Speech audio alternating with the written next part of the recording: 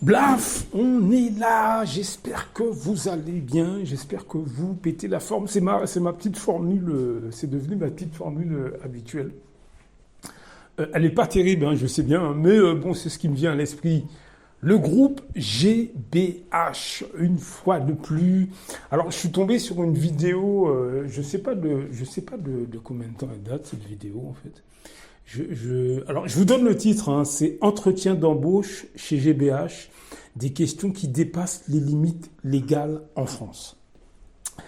Il semblerait, je dis semblerait, non, c'est avéré, hein, les techniques d'embauche du groupe GBH sont racistes, apparemment, de ce que je comprends. Bon, moi, je ne suis pas étonné hein, du tout.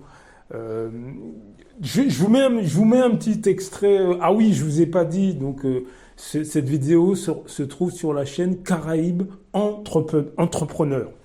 Donc, allez voir le monsieur qui est derrière ça. Il dit des choses intéressantes. Allez voir. Je vous mets un petit extrait. On en parle juste après. Questions, surtout, soit sur mes compétences, voilà, et même ce qu'on appelle les soft skills, un jargon RH.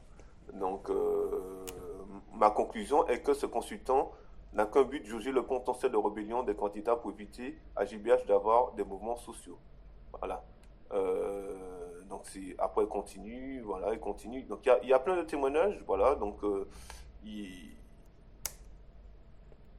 voilà, donc un autre témoignage encore. Lors d'autres entretiens, ce monsieur Guintran pose des questions sur la famille du prétendant au poste, notamment les noms, les prénoms des parents, voire même des grands-parents. Questions encore plus indiscrètes, la raison de couleur de la peau très claire ou de celui ou de celle qui postule pour le groupe GBH. Donc il pose même des questions sur la couleur de la peau, c'est un truc de malade.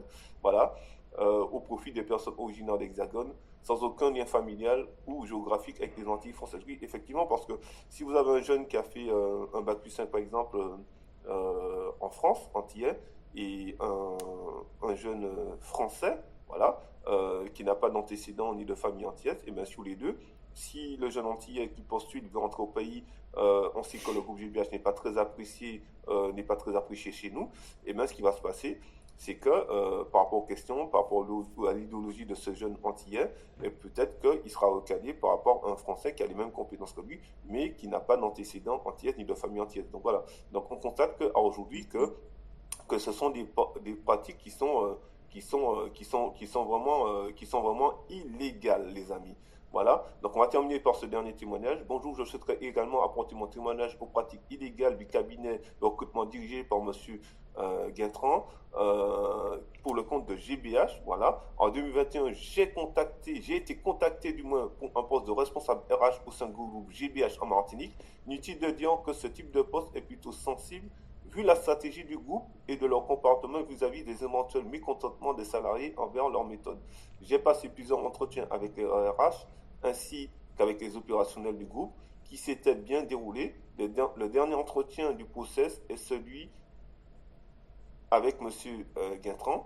Lors de cet entretien, j'ai été confronté à des questions telles que quels sont les professeurs de vos parents, que pense-t-il de GBH, quels sont les noms de famille de vos grands-parents, pourquoi êtes-vous aussi clair de peau, comment envisagez-vous de travailler dans un groupe de béquets. Voilà. Donc je ne sais pas à l'issue ce qui s'est passé à l'issue, il n'y a pas plus de détails. Donc on constate que c'est des politiques voilà, qui sont illégales en fait. Et l'article nous dit que dit la loi relative à l'entretien d'embauche. Si ces nombreux témoignages anonymes s'avèrent vrais, il y a des inégalités dans la manière dont ces entretiens sont menés.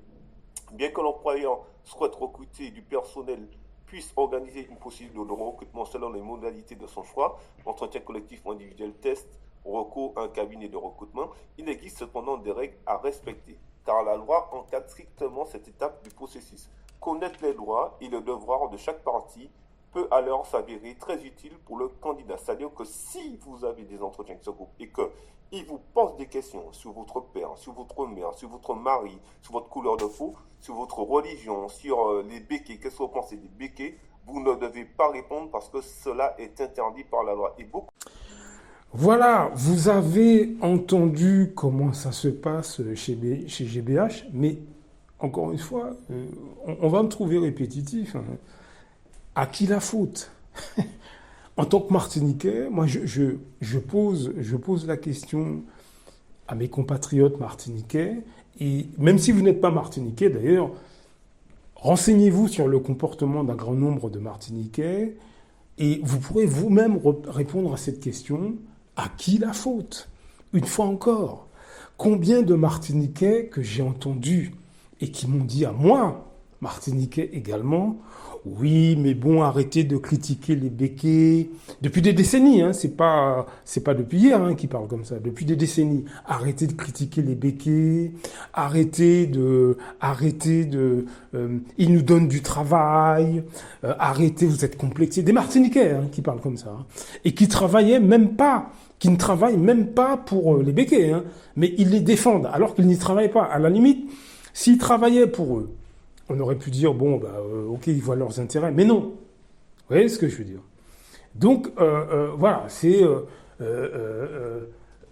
voilà les types de propos que beaucoup de Martiniquais tiennent. Vous voyez? Donc, voilà, donc, après, quand on sait ce genre de choses, mais tout ce que font les béquets, tout ce que font les gens qui viennent chez nous et qui se servent comme ils veulent, ben, ça ne doit pas vous étonner. Ça ne doit pas vous étonner.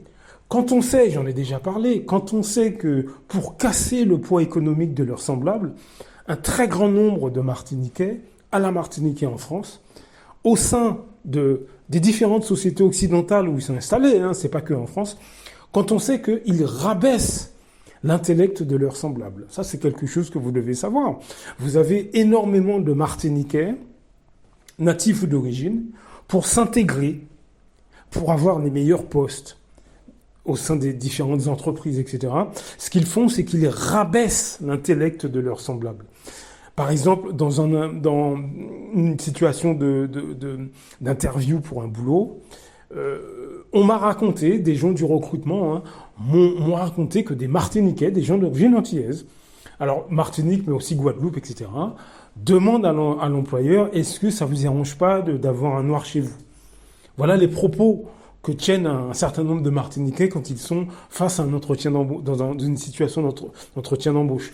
Et vous avez des gens d'origine martiniquaise avec qui j'ai discuté, qui étaient en couple mixte, et ils vous disent, par exemple, qu'ils sont très fiers parce que l'Européen, c'est surtout quand ils couchent avec un Européen ou une Européenne.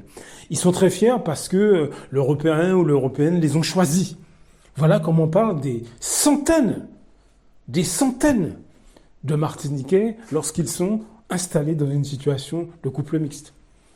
Donc ça vous donne une indication très claire de ce qui se passe. Est-ce que vous voyez ce que je veux dire? Ça vous donne une situation très très claire. Donc, je veux dire, après, tout le reste ne doit pas vous étonner. On est d'accord ou pas? Tout le reste ne doit pas vous étonner.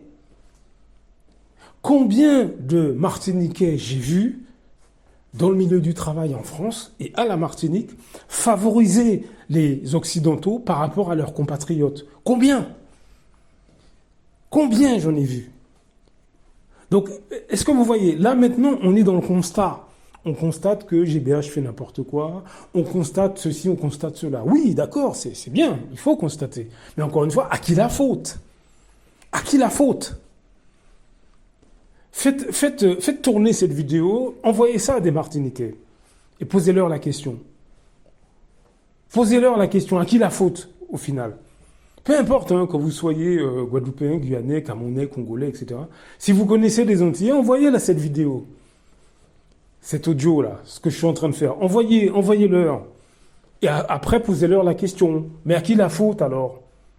J'ai des Martiniquais, mais j'ai entendu combien de Martiniquais se vanter d'être clairs de peau? Parce qu'en fait, une partie très importante de Martiniquais, ce qu'ils veulent en réalité, c'est être occidental. Ils vont pas le dire ouvertement.